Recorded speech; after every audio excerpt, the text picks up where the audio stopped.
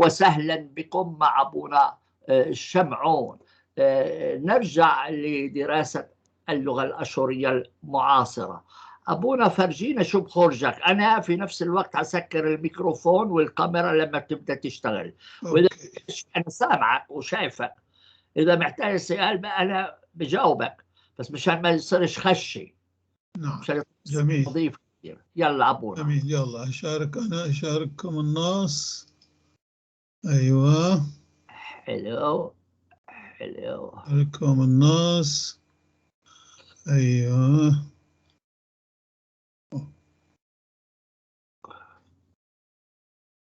أوكي. نحن فانتهينا في الحلقة السابقة من تحليل عن القواعدي باللغة الأشورية المعاصرة، يعني ما يقابل الإعراب في العربي قلنا، وشفنا بعض الأمثلة، أخذنا بعض الجمل من مختلف الأشكال وحاولنا أن نحللها ونعطي كيف أنه واحد يحلل الجملة ويفكك الكلمات وكل كلمة يعطيها الأنواع نوعها وغير الأمور هذه شفناها انتهينا منها. فوصلنا إلى الفصل 12 حسب الكتاب تاعي طبعا اللي هو نحن عليه نشتغل. ووصلنا هذا الفصل هو عن جداول بجذور الفعل المختلفة ومشتقاتها مع صيغة الأمر لها. لوخت اقرب ريشة سعرانة وبرعي أمزنابا قودة ديي. أوكي تابلس بالإنجليزية. أوكي هذا هنا أنا شفت ردت أن أعطي يعني تقريبا كل الجذور كل الأفعال اللي عندنا وقسمتها حسب نوعها، يعني نوعها من ناحية أنه ثلاثي أم رباعي أم جذر الميمي أم نوع الفعل هذا شو، وبعدين إذا كان سالم أو إذا كان معتل، ومعتل الأول والثاني والثالث وهيك، وأنواع المعتل كلها حطيتها كلها بجداول. وبعدين أعطيت المشتقات بتاعها، يعني اسم الفعل واسم المرة واسم الفاعل واسم المفعول مع صيغة الأمر بتاعها في المفرد وفي الجمع. يعني فكرت أنه هاي راح يكون مفيد أيضا للمستقبل لقراء اللغة الآشورية القديمة، تعرف لأن اللغات تتغير وهذه، فقال يكون مرجع يعني للمستقبل. فهذا هو هذا الفصل يدور حول هالشيء هذا. فخلينا نروح بالتدريج وخطوة فخطوة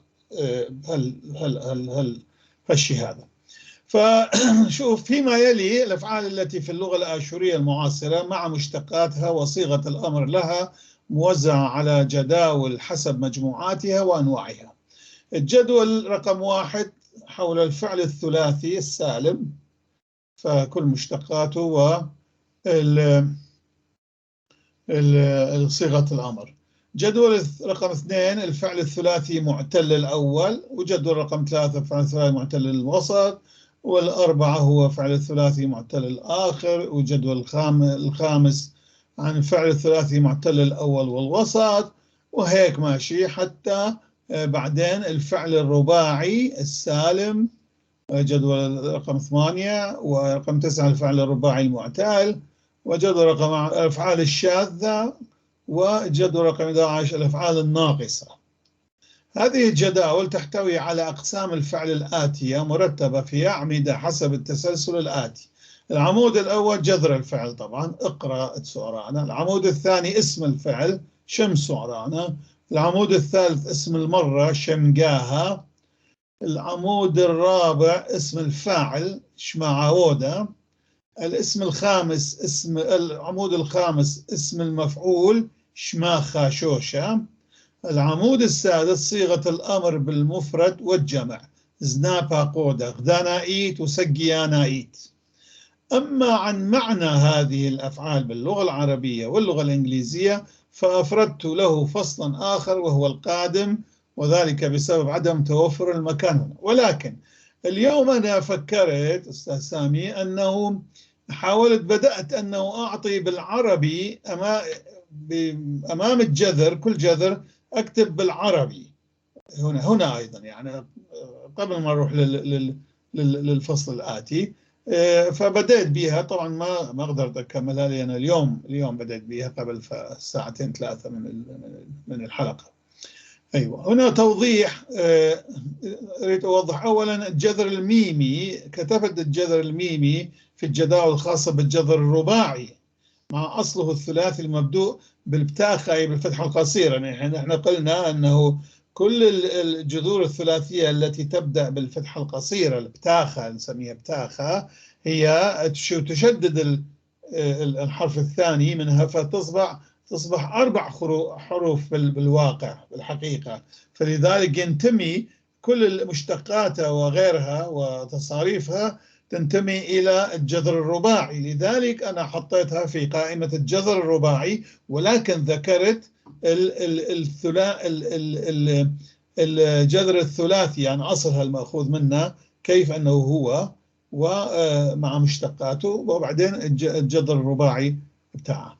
نفس الشيء عملت مع الجذر الميمي طبعا، لأنه أنا قلت أنه هذه الجذور اللي تبدأ بالفتحة القصيرة هي ولو عندها 3 أحرف ظاهرة، ولكن الحرف الثاني هو مضاعف، لذلك تكون 4. وقلت أنه في الفصل الثالث كان يمكن أنه اللغويين تاعنا حاولوا أن يشيلوا هالتضعيف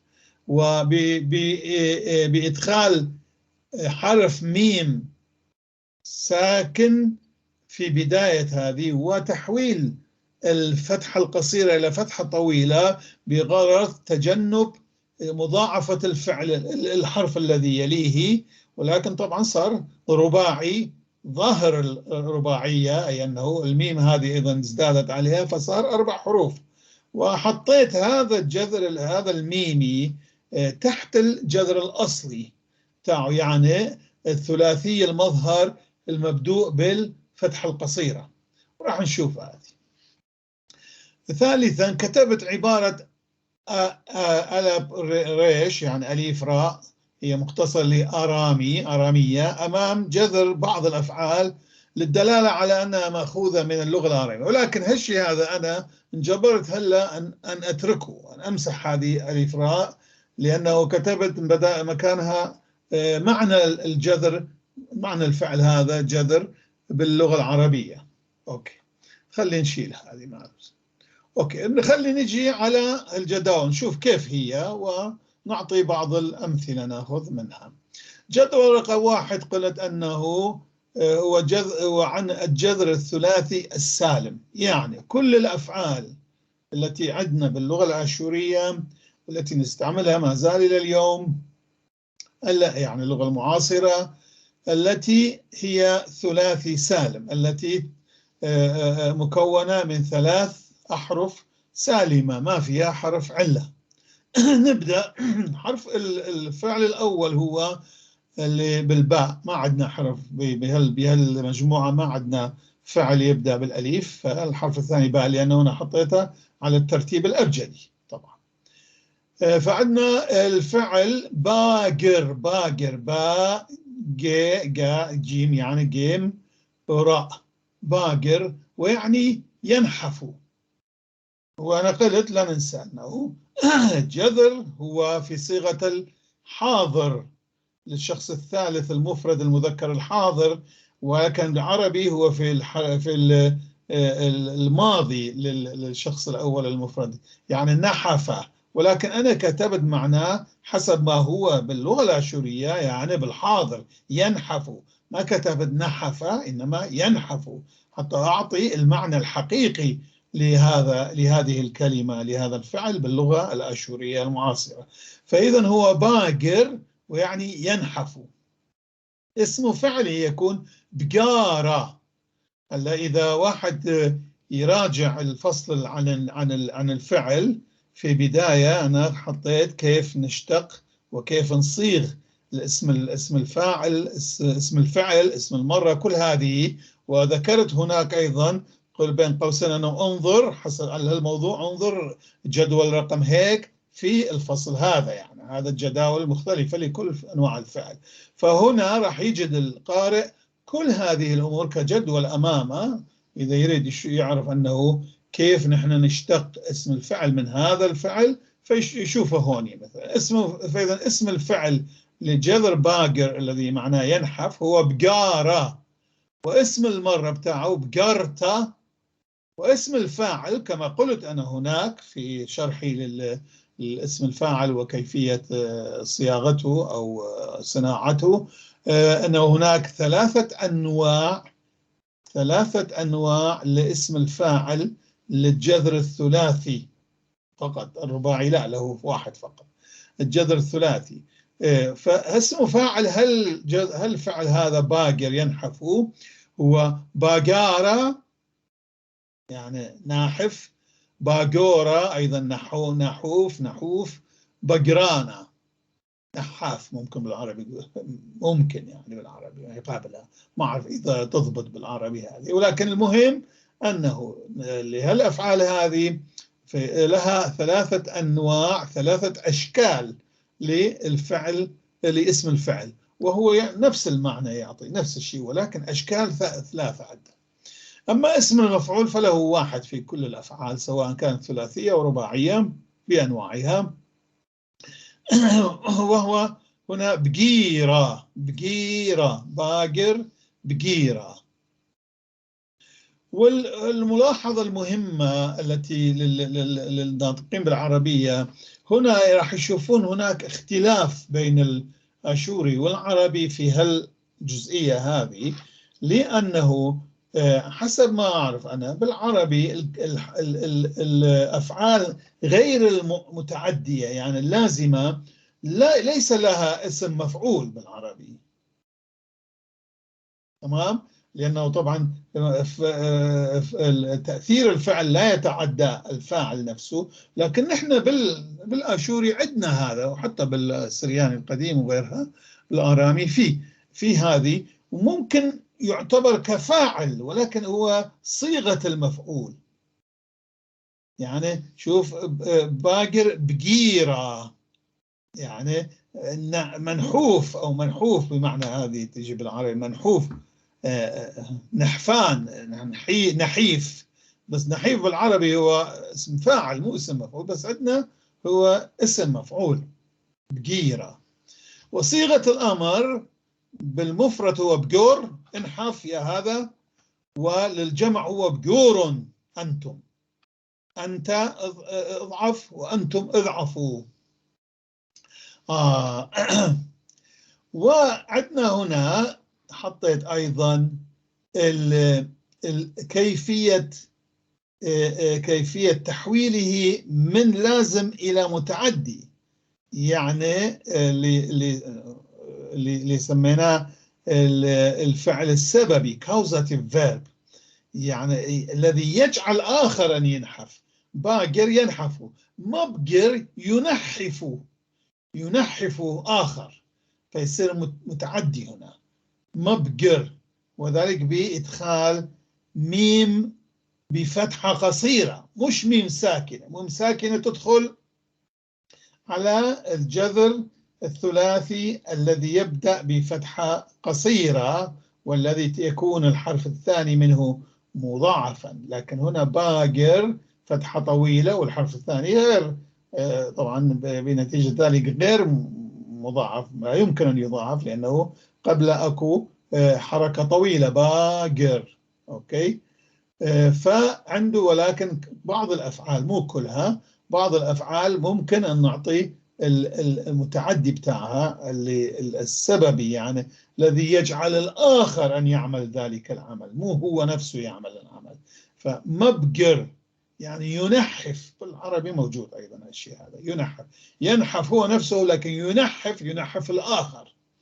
واسم فعله يكون مبقورة، شو مختلف لأنه صار الرباعي، هذا صار فما يصير بقارة إنما مبقورة، ما يصير مبقارة إنما مبقورة. واسم المرة مبقرته، واسم الفاعل واحد فقط لأنه رباعي، مبقرانا. مبقورة يعني يتنحف. مبقرتا معناها تنحيفة. مبقرانا منحف، هو ينحف الآخر فهو منحف. مبقرة فهو منحوف، آخر نحفه جعله ينحف. مبقرة. اوكي. وصيغة الأمر للمفرد مبقر يعني نحف، وللجمع مبقرون نحفوا. اوكي. الفعل الثاني بادق. بادق ومعناه ينثر. بادق ينثر. بداقة اسم فعله. بدقت اسم مرة. باداقة بادوقة بدقانة اسم الفاعل. بديقة مثلا بقيرة بديقة اسم المفعول. شوفوا هذه اسم الفاعل اسم المفعول كلها لها نفس الصيغة يعني بنفس الطريقة يعني قياسية، هي على القياس. هذه باقارة بداقة باقارة باقورة بادوقة بقرانة بدقانة بقيرة بديقة، نفس الصيغة لها. اوكي. وصيغة الأمر بدق، نفس بقور بدق. انثر وجمعها بدوق انثروا. انثروا. اوكي. الفعل الثالث هو بادر. بادر يسكب. بدارة سكبا. بدرت سكبة. بادارة ساكب. بادورة سكوب بالعربي يمكن. بدرانا سكاب ممكن يكون بالعربي إذا يستعمل. بديرة اسم المفعول هو يعني مسكوب. مسكوب. وصيغة الأمر للمفرد بدور اسكب. بدور اسكبوا. وعندنا الرابع هو باهت. باهت وهو مأخوذ من الآرامية. باهت يندهش. بهاتا اسم الفعل. بهاتا بدارة بداقة بقارة قياسي. بهاتا اسم المرة بهتا تاوين لأنه تاو هو بالأصل في عنده تاو تاء، فنعطي تاء أخرى التي هي من ضرورات الاسم المرة فتصير تاوين بهتا. بهتا. بهتا. لا يمكن أن ندغمها هذه التاوين لأنه قبلها ما حركة، هي حركة طويلة فتحة طويلة بهتا. إذا كانت فتحة قصيرة كان ممكن أن ندمغهم التاوين وتصير مضاعف بهتا، لكن بهتا لازم نكتبهم التاوين وإلا يكون القياس غلط. أوكي. واسم الفاعل هو باهاتا كما بادارة بداقة بقارة. وباهوتا الثاني يعني داهش دهوش ودهشان، يعني باهاتا باهوتا بهتانا. واسم المفعول بهيتا مدهوش بهيتا. وصيغة الأمر بهوت اندهش. بهوت اندهشوا. أبونا نعم. ملاحظة حلو جدا انك تكتب لنا المعاني العربية للكلمات. اذا كان ممكن، اذا كان الكلمة يعني مشابه بالعربي للفعل، فاهم علي؟ مشان نشوف القرابة بين الاثنين يكون حلو. مثلا انت استعملت باهوت، مش هيك؟ باهوت يندهش، مش أيوه. هيك؟ يندهش. احنا في العربي موجود بهت. يبهت وبهت. أيوه ايوه، بالضبط. يكون كويس لو تكتب لنا الكلمة القريبة عنا بالعربي. الأقرب منها، بنشوف مشان نشوف القرابة بين الاثنين. حلو ذكرتني بشي. أوكي جميل. شفت جميل. علي؟ وبعدين فقط للي مش عارف أهمية الشغل تاع أبونا، إنه هذا هو من عمله، يعني ما تجدوه في مكان آخر. لا ما في أي كتاب هالشيء هذا الموجود هيك. والأهم من هيك إنه بالقاموس بذاته مش موجود الحكي هذا. نعم، القاموس فقط تجدون الجذر فقط. أيوة واسم المفعول موجود أبونا بالقاموس؟ لا. واسم الفاعل كذلك لا دائم، مو في كل مثلا مثلا قتل، هل القاتل كلمة قاتل موجود في القاموس؟ في بعض القواميس ايه، لكن ما ادري اذا في قاموس منا الذي بالعربي، لكن في قاموس انا حكيت مرة عنه قديم جدا وكبير جدا، وهو قاموس يعني ارامي مو ارامي عربي. ايوه فهذا في كاتب كل المشتقات بتاعه. ايوه ارامي بالقديم. مع كل المشتقات اللي انت عاملها ولا يمكن مو أقل؟ كلها، يعني اقل اسم فاعل هيك، واسم اسم المفعول يعني. اما بهالصيغه هذه يكون كلها موجوده، انا ما شفت اي كتاب هيك يعني. ايه فيعني انا ده جمعتها طبعا كل هذه. حلو جدا، حلو جدا.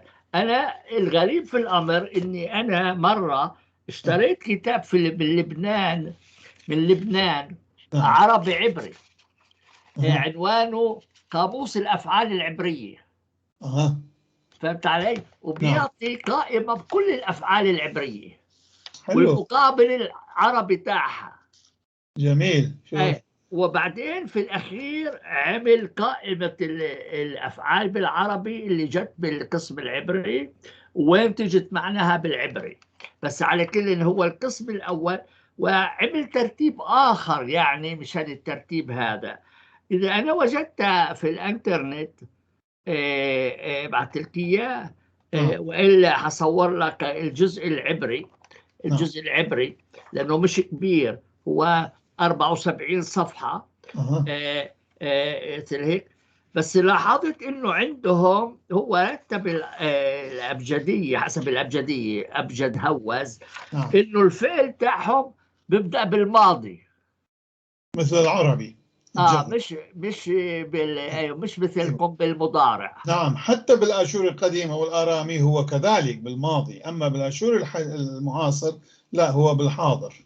وقاموس متى بالحاضر ولا بالماضي؟ لا، بالماضي.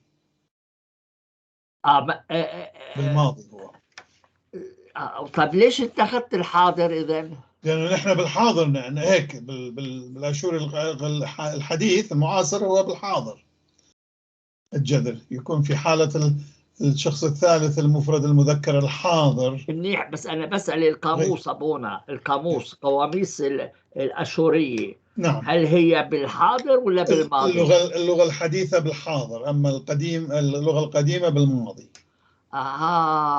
يعني القواميس الحديثة كلها نعم، بالماضي. إذا كانت تتكلم عن اللغة المعاصرة، اللغة الحديثة. أيوة. هذه اللي نسميها أيضا سورة. أيوة. هذه بالحاضر هي. بالحاضر. نعم.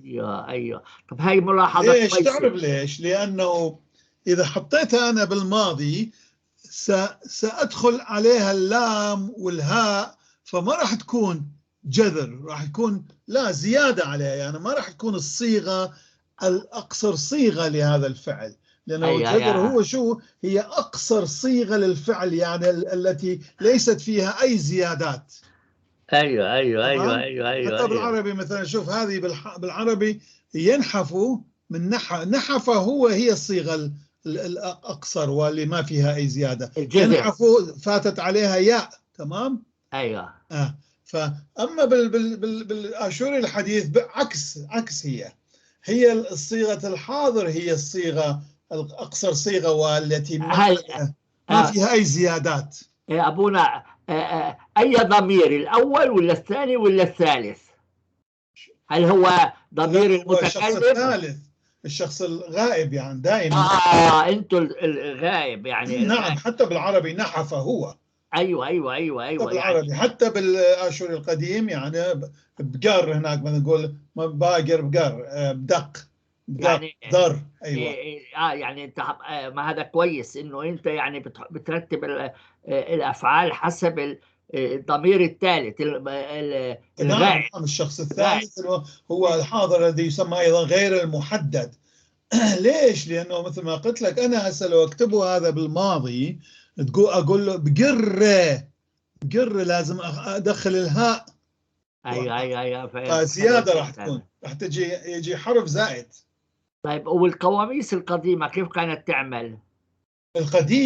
القديم إذا كانت قديمة عن اللغة القديمة والماضي، فصيغة الماضي هي هناك أقصر صيغة ما فيها زيادات باللغة القديمة. شوف هاي يعني تشوف أنه في فرق بين اللغة القديمة واللغة الحديثة. ومنا المنة قديم. هسه راح تجي بعض الكلمات هون ما في المنة، لأنه هاي حديث، هاي عندها غير جذور تاريخية. حلو. وأنا أظن في القرآن مرات تجي هذه قسم من الكلمات هذه اللي كثير مرات أستاذ يقول هذه طبعا ما موجودة منها، هذه هي يمكن مندائية أو يمكن غير هذه، ولكن هي هاي احنا طبعا صارت كثير دراسات عن هالأمور هذه، وطلعت قواميس مختلفة من بعض المتبحرين باللغة الحديثة، عندنا نسميها لغة حديثة أو لغة سائدة أو سواداية سموه قسم، وأنا سميتها اللغة المعاصرة، لأنه الآن نحن عاصرتنا في عصرنا، خاصة عصر القرن العشرين اللي بدت هذه هيك، يعني صار لها قواعد وهذه، فكانت كلهجات. ولكن مثل ما صار بالإيطالي أنه من اللهجات المختلفة صارت توحدت وغلبت عليها لهجة فلورانس، مدينة فلورانس، تمام. كذلك نحن صار نفس الشيء، خاصة بعد أنا كتبت في مقدمة الكتاب تاعي، خاصة بعد الهجرة التي صارت أثناء الحرب العالمية الأولى، التي هاجروا أجبروا على الهجرة الآشوريين من جميع مناطقهم المختلفة اللي كانت كثير منها كانت بعيدة واحدة عن الأخرى، معزولة عن البقية، وكل واحدة منها كان لها لهجتها. فلما هاجروا كلهم اجتمعوا في بعض المراكز، 4 مراكز مهمة في العراق وفي إيران في طهران وفي مدينة أرميا. هناك اختلطت هذه اللهجات، تمام، وظهرت هذه اللهجة السائدة التي صارت اللغة الحديثة المعاصرة، واللي كتب بها كتب كثيرة. حلو. أنا حبيت أحط هذه الملاحظات مشان ألفت نظر وفيها راح نشوف بعض الكلمات ما موجودة بالقديم، يعني ما موجودة حتى عند أوجن منا وقميص القبل والقبل، اللي هي تتحدث عن السرياني القديم نقول، أو الآشوري القديم أو الآرامي. خلينا نسميه آرامي، هو آرامي، هذا القديم هو آرامي بأنواع المختلفة، شرقي غربي وجنوبي شمالي، ما أعرف إيه، بس هو آرامي يعني نقدر نقول. والآرامي هذا الذي نتحدث عنه هو نتاج من تراكم اللغة السومرية الأكدية البابلية الآشورية، وصارت هذه اللغة الآرامي. هذا الآرامي اللي نحن نعرفه. أما كان في آرامي أقدم منه، من هذاك الآرامي هذا يقال نعم كان ممكن، بس نحن ما عندنا أي نص منه من عنده. أما الآرامي الموجود، يعني أقدم النصوص الآرامية الموجودة عندنا هي هذه، هي نتاج تقريبا تراكم هذه اللغات القديمة التي استعملت في بلاد الرافدين وسوريا الحالية، ولأن سوريا أيضا كانت جزء من بلاد الرافدين. أيوة. أوكي، شكرا أبونا على التوضيحات. هو هذا. نعم. فهيك، فأنا لذلك تشوفون أنه محط صيغة الحاضر، لأنه هي الصيغة الأقصر بالنسبة للغة الآشورية المعاصرة بدون زيادات. إذا حط الماضي لازم أزيد عليها أمور. أوكي. الفعل الآخر هو بازع.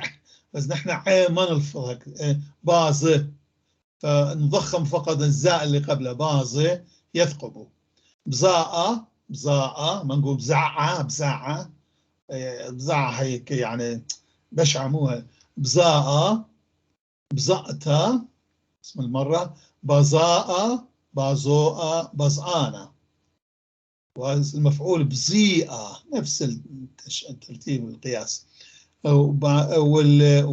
وصيغة الأمر بزيء مو بزوء، بزيء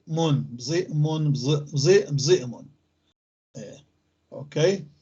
وله ايضا الفعل تعدي او السببي الذي يسبب ان يثقب، يثقب يعني مبزئ يعني اجعله يثقب. فمبزوء هو اسم فعله، بزاء لهذا الأول، مبزوء الثاني، بزعت للأول يكون الثاني مبزعت.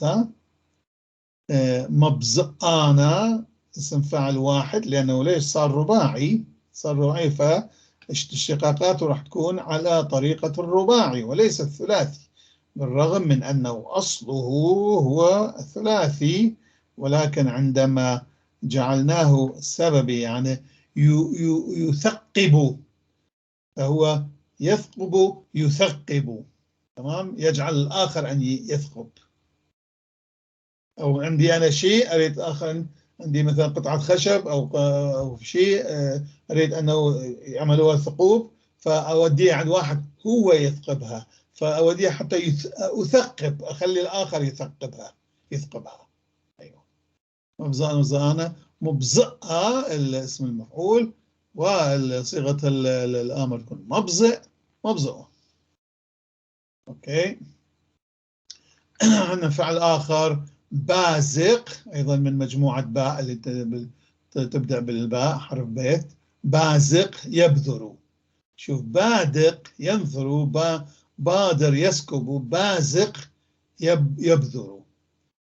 بزاق بزقت، بازاق بازوق بزقانا. ومفعول بزيقة، وصيغة الأمر بزوق وبزوق.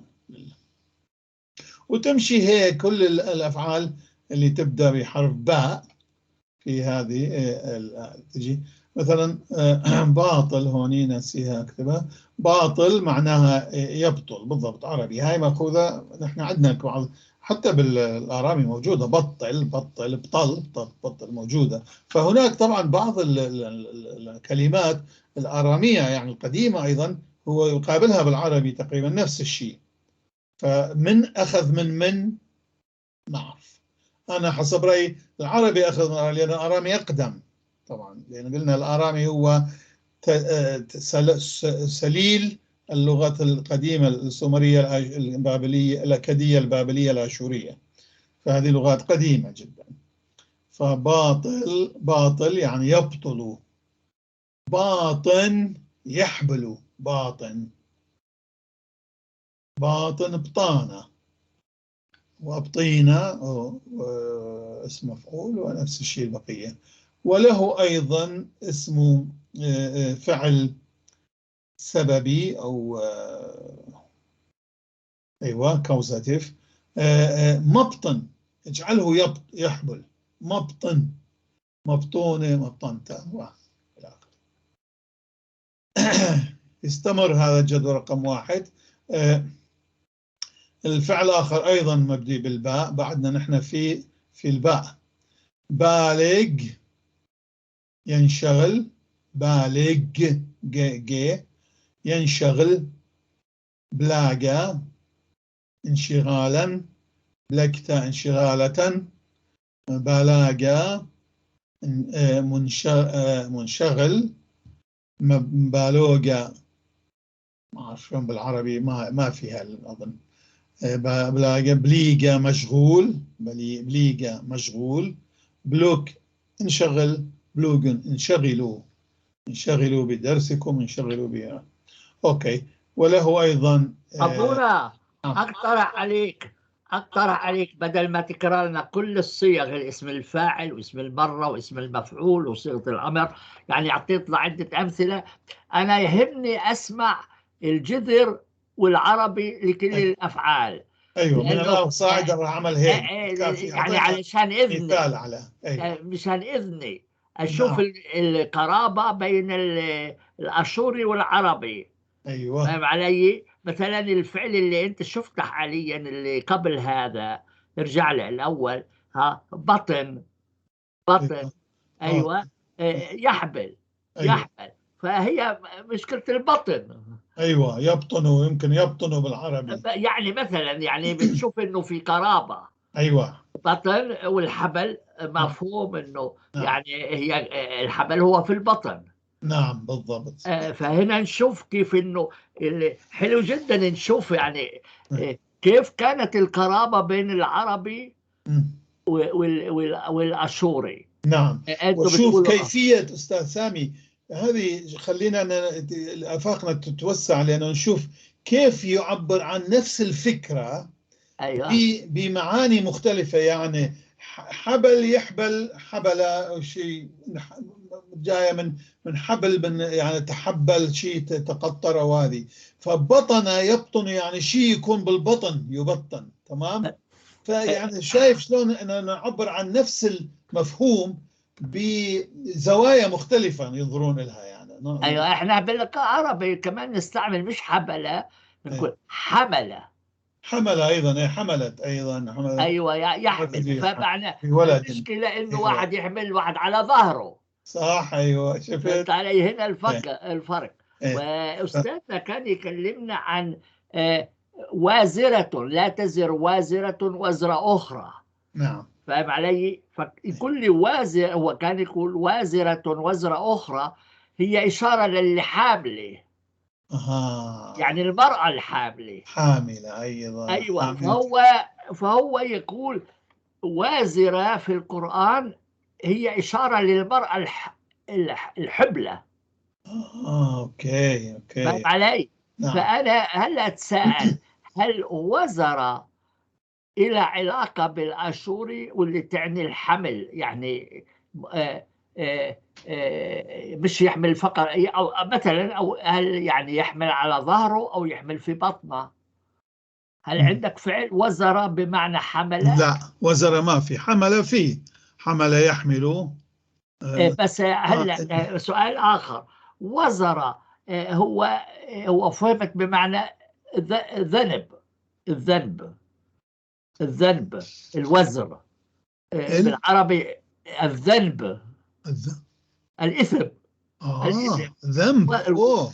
الوزر بالقرآن كلمة يعني كلمة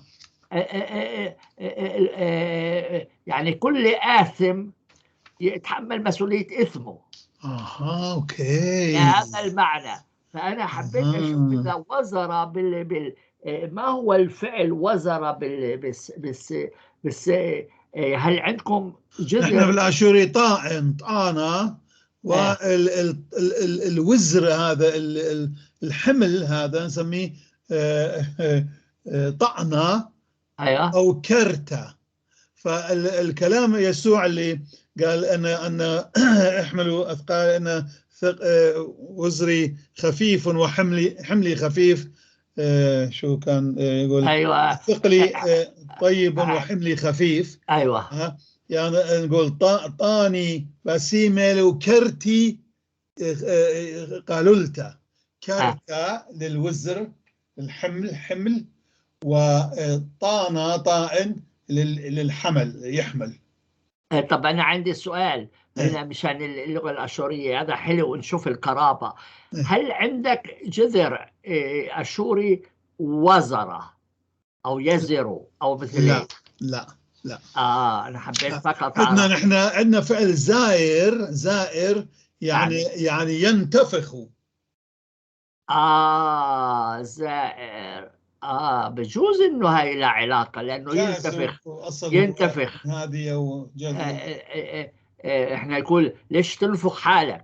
أيوة، زائر زيارة، يعني ينتفخ انتفاخا. طب حلو جدا، كمل أبونا. أوكي. فهيك خلينا بالعمود الأول مشان نعم. نعم. أنا أطلب للسماع الكلمتين. جميل. فهمت علي؟ أي. بقرب بين الأشوري والعربي. أيوة يعني إلى هسه كافي هذه كمثال أيوة أعطينا يكفي الأمثلة البقية. تمام، بس أنا نجي هسه فقط. أيوة. أحب أسمعهم كلهم. نعم. أحب هذه. أسمعهم كلهم إذا أيوة. كان موجود. العمود الأول فقط أوكي. هو بالمضارع. أيوة. أيوة. فإذا بازق يثقب، مبزق يثقب، بازق يبذر، وباطل يبطل. أبونا سؤال. نعم. بازك يبزق. أيوة. أنت تعرف كلمة البزاك، البزاك واحد يرمي من ثمه، مش هيك؟ يبزق. يبصق. وإحنا بنقول حتى يبزق. أوكي. مش يبصق. ممكن السين تصير زين أظن. ببزق بنقول، ببزق يعني بيرمي من ثمه، فببصق. أيوة. البصاق. بس أظن إنه في اللهجات عندنا البزاك هو مثل البصاق، السين والزين هي نفس الشيء. أوكي. عربي. فلهيك أنت تقول لي بزق وبذر، هو فعل بذر. أيوة. لأنه يرمي ما بفمه. أيوة. يذر. أيوة بهذا المعنى. لهيك لما سمعت أنا بزق فكرت بفعل بسط. أيوة. فاهم علي؟ بسط. لأنه شوف يرمي يعني أيوة. وأنا شايف أنه قبل كان في زارعين يحطون كمية من البذر في فمهم، بعدين يبصقوها. أيوة. فجائز أنه جاي عند في قرابة بين. بس بتعرف ليش بحطوها بثمهم؟ ليش؟ هذا السر. إنه مثلا هلا يقول لك أنت إذا عايز تزرع نبتة قبل تحط غصن في الأرض، حطها بثمك. حطها في الأرض، لأنه بالثم في هرمونات. حلو. شفت علي؟ يعني هي مش بريئة. هي مش بريئة يعني. يحط أو تلوكها بثمك. الغصن اللوكها بثمك أحسن مما تحطه بالهرمونات الكيماوية. بس واحد ينتبه إنه الغصن ما يكونش سام. أيوة. بس هو ياخذ الغصن بثمه. وبعدين هذا حتى لا تكون بكتيريا شيء لا يصير بيها هيك. أيوة. وبعدين نحطها في الأرض، واللي بثمه يتحول إلى هرمون. أيوة. هلا يحطون أمور أخرى. هذا مثلا نبات الألوة مو شو اسمه يحطونها. أنا أهتم كثير وباوع كثير من هالأشرطة اللي تتكلم على كيفية زراعة الأقلام والبذور وغيرها لأن تعجبني الزراعة. أنا عندي بذور ما أخذها كثير من البذور اللي من السنة الماضية، حتى أعطيت لهذا صديقي عندي، فهو راح يزرع عنده وأنا أزرع هون حتى نتبادل بعدين نشوف من عندنا تصير أحسن. وطريقة أخرى أبونا مشان زراعة هذا بس البعض للمستمعين تحطها بالبول. الغصن تحطه في البول، هذا أفضل هرمون موجود. شيء غريب. أو تمسك الغصن مثل هيك وتجيب حجر تدق طرفه مشان يعني يصير يتفتت من تحت. بعدين تحطه بثمك أو تحطه بالبول مثل هيك وتزرعه في الأرض ينبت. فهذا يساعد على تكوين الجذور بصورة أسرع. أفضل من هذا. أو تأخذ شعيرة وتحطها بالغصن، داخلة بالغصن، يعني حبة شعيرة. أيوة. وتعملها تحطها في الغصن هيك وتحطها في الأرض، وهذيك الشعيرة لما هي تتفكك في التراب تخرج هرمون. غريب. حلو. شوف إلى هسه ما شايفها أبدا، ما حد قالها. كثير من هالأمور هذه على الانترنت، بس هذه ما حد قال. انا شفتها هاي الامر. هناك في بيض قسم يحطوا بيض، قسم يحطون بالبنانا وما ايش، قسم هذا نبات الالوه، النبات ايوه انا شفتها يعني في زمانات وانا صغير. كانت خالتي تاخذ هذا النبته اللي بحطوه بقوار، يحطوا بالغصن داخله شعيره، وحطها في هذا، والشعير تعمل هرمونات للنبته وتطلع تطلع. او تجيب لوريه، تعرف لوريه هذه، تحطها في المية تنتلي هرمون وبعدين تزرع منها. على كل هي حلو جدا يعني. من اللغة، من الثقافة إلى الزراعة. نعم هي لأنه هي المفاهيم هذه الكلمات. أيوة حلو. هي ما هي نابتة من الأرض كلها. نعم. أوكي، فعندنا باطن يحبل، مبطن يحبل. أيوة. بالغ ينشغل، مبلغ يشغل آخر، وهذا هنا نقول لا تشغل بالك. أيوة، لا تشغل بالعقل. أيوة، مبلغ، لا مبلغ بالغ، لا مبلغ ريشخ، يعني لا تشغل. ربما من هون جاي بالك. بالغ بلاقة ما. ليش شاغل بالك؟ احنا نقول ربطوا اثنين، شاغل وبالك، سوها كلمة واحدة. البال هو بالغ، لا مبلغ بالغ. ايوه، ما هو البال هو العربي طبعا من بالك، وما اعرف بالك عربي منين جاي، لانه بالعربي بجوز هي مختصرة بالك. وتعرف يعني بالفصيح موجودة بالك، بالك، بالك، البال مشغول البال. ايوه. هنا اكيد جاي من الاصل بالغ. نحن يمكن نحن بنستعملها بالغ يعني بالك. ايوه بهذا المعنى اظن. بالغ. ايوه هذا ما جاي من هيك. يمكن بالغ، لكن انا بحب اسمع، انا بحب يمكن بالغ ينشغل، مبلغ يشغل. ايوه. على فكرة نضحك، ابني الصغير هو ما يعرف عربي، لما طلعنا من العراق كان سنتين، فما يعرف كان عربي. بس أنا طبعا أصدقائي، مثلا سمع كثير بالمدرسة من أصدقائه أنه مشغول، فما يقدر يقول مشغول، كان يقول مخجول. أيوة. مخجول. قلت مخجول شنو؟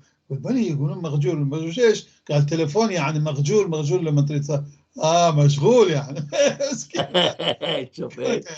شوفت الأطفال عندهم تعابير غريبة عجيبة، يغيرون الكلمات. بالفعل. أنا حفيدتي تسمي جدة اسمه ميشيل. جدة من أبوها، هي بتسميه ميميش. وبكى عليه اللي كلهم بيسموه ميميش. ميميش. اطفال حلوين. اوكي، فعندنا الجذر الاخر بالتش. هذه اخيره عليها العلامه المتموجه، هذه الشرطه المتموجه فوق الكاف، سير تشي. بالتش طبعا هي من شكلها نعرف انه هذه مو اصلها اشوريه اكيد. منين ما اعرف يعني، لا نعرف بالتركي ما هي، بالكردي ما هي، فارسي يمكن بالج، ما اعرف. اللفظ هي كانها فارسي. بالج يسحق. ايوه بلطشتها. فلما يكون فشي هيك اكله مخربط، يقول هي بلبطشتا. او واحد لما يشخط يقول بلبوطشي يعني. يسحق الاخر، الاشياء يسحقها مع بعضها. اوكي. وعندنا بالس يدوس. بلس. بلهاش علاقة مع إبليس، لا هذه كان بليشة بالقديم يعني. بلس يدوس. هذه بالآرامي. مبلس طبعا هذه أنه يدوس، يعني خلي واحد آخر يدوس. أيوة. بالع، شوف العربي هاي بالع، يبلع. ايوه نفس حتى بالارامي هيك بلع. ايوه بلع. ايوه بلع. بالع يبلع. ايوه مبلع يبلع، يخلي اخر يبلع شيء على الولد صغير يبلعه حبه شيء. اوكي. بالق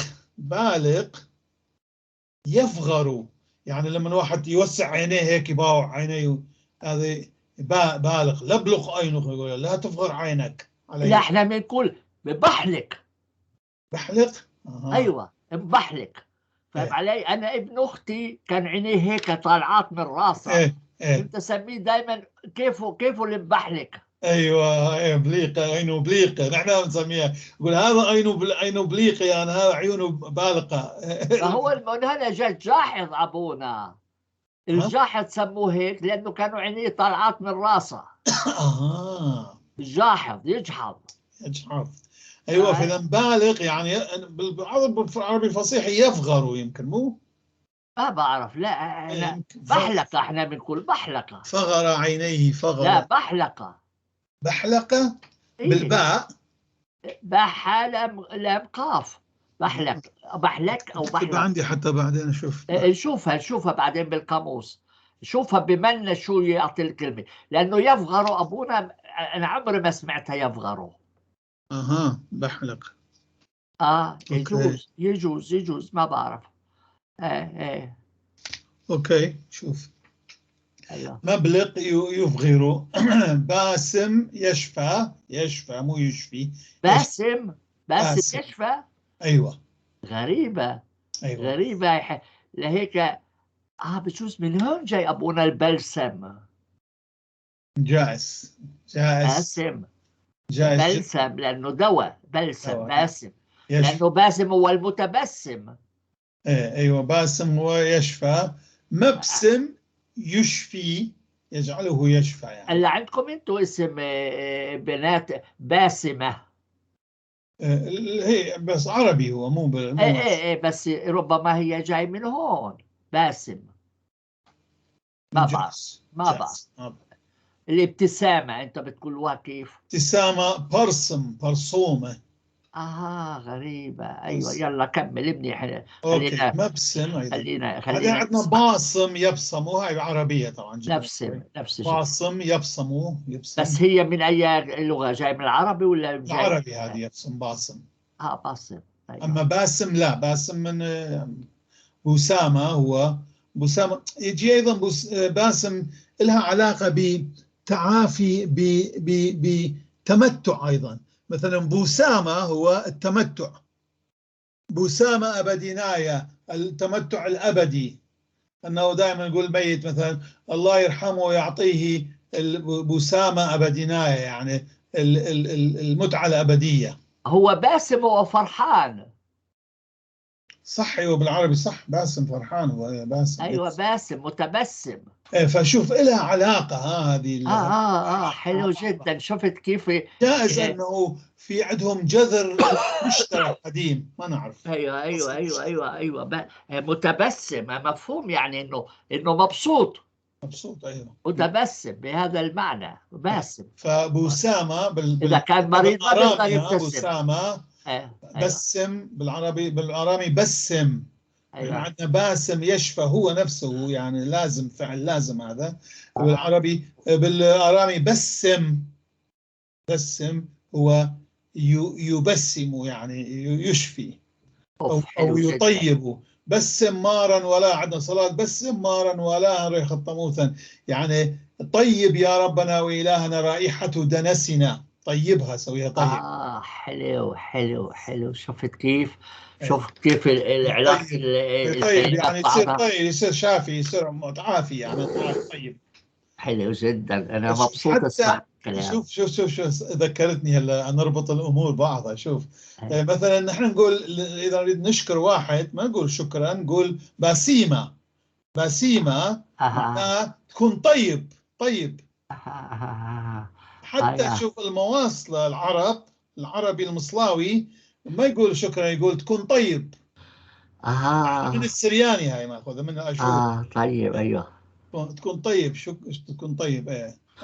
استعملوا شكرا وأكون طيب أيضا. من هنا جاء المسيح طوبى لكم. باسيما، نعم باسيما. فها باسيما، وشوية تشبه الروسي سباسيما، سباسيفا سباسيفا، بس لا هي غير جذر.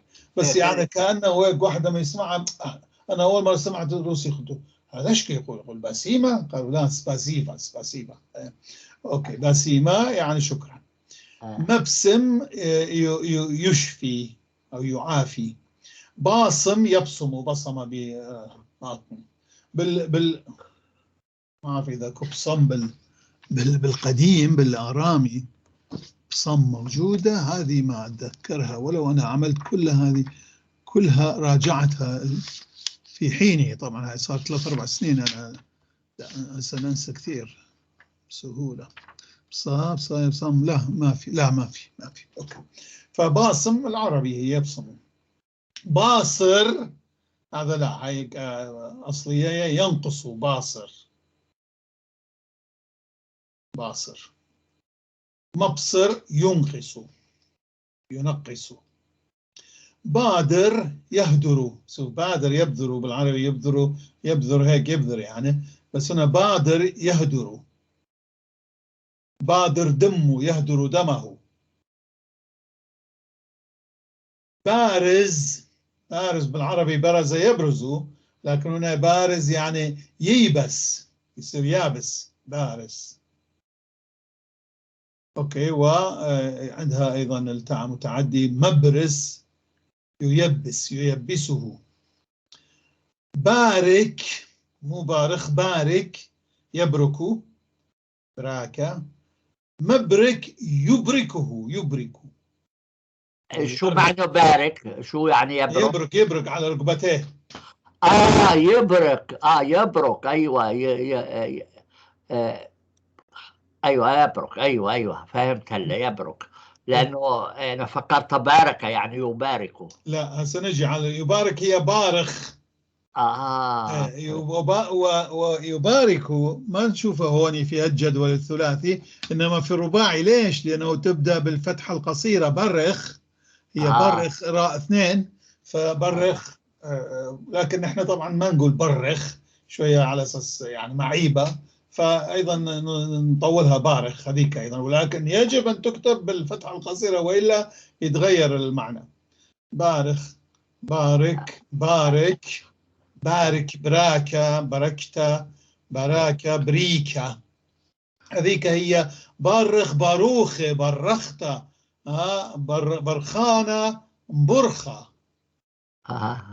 غير من الاشتقاقات. أنا ليش حتى في الفصل القادم لما كنت أريد أعطي فقط المعنى بالعربي والإنجليزي، كتبت أيضا اسم الفعل، ما اكتفيت بالجذر، كتبت اسم الفعل. ليش؟ حتى بواسطة اسم الفعل ممكن واحد يميز، حتى يميز ولا يكون يخلط بين المعاني الكلمات. هذه باسم الفعل يتضح يعني تماما انه هاي شيء اخر. ايوه. اوكي. بارك يبركو. مبرك يبركه، بركه، جعله يبرك، يعني قضى عليه او انتصر عليه. بارم يبرم، شوف بالعربي بارم نفس الشيء، يبرم. ايوه. وبارق يبرق ايضا مثل عربي بارق. كيف؟ شو يعني يبرمو؟ تعني فيها يعني يلوي. يلف. يلوي يبرمو. ايوه حلو. عد لي اياها بالسرياني. بارم ما اعرف موجوده بالعربي يعني الفصيح يبرم او لا. معلوم موجوده هي. يبرم. ايوه. مبروك. بارق يبرق. بارق نفس الكلمه. بارق يبرق. شوف مبرق يعني يبرق، هو ايضا استعمل يبرق. مبرق يعني نقول هذا السطح او هذه الارضيه تبرق، يعني تلمع ايضا. مبرق. ايوه يعني تعطي برق. ايوه باشل ينضج. باشو بشالة ينضج، ينطبخ، يعني هو شيء ينطبخ. هو إذا بشل بالفتحة القصيرة وهذه المضاعفة شين بشل باشولة يطبخ هذيك، ولكن باشل بشالة ينطبخ انطباخا. مبشل يجعله ينطبخ. أيوة يطبخه. يطبخ. أيوة. اوكي. جاول بالباء الملينة في جاول يجبل، طبعا عربي جاول يجبل، جبل. أيوة. جاور وجاور يتزوج. جاور بالباء الملينة يتزوج، أما جاور بالواو فمعناها يكبر. أيوة. فهنا جاور جاور يتزوج. مجور يزوج ابنه. مجور برونه يزوج ابنه. أيوة. جادل يجدل، مثل عربي هاي تشبه. جادل يجدل جدايل. جدايل. يجدل. يجدل جدل الشيء جدايل. أيوة. يجدل يم الجدايل وغيرها والشعر وغيره. يم الجدايل. يلا منيح. وقادم يجذم أو يجزم. نحن قادم أخذناها أنه فعل مجزوم أو مجزوم. قادم هي قادم يجذم، جذم أو جزم. قادم.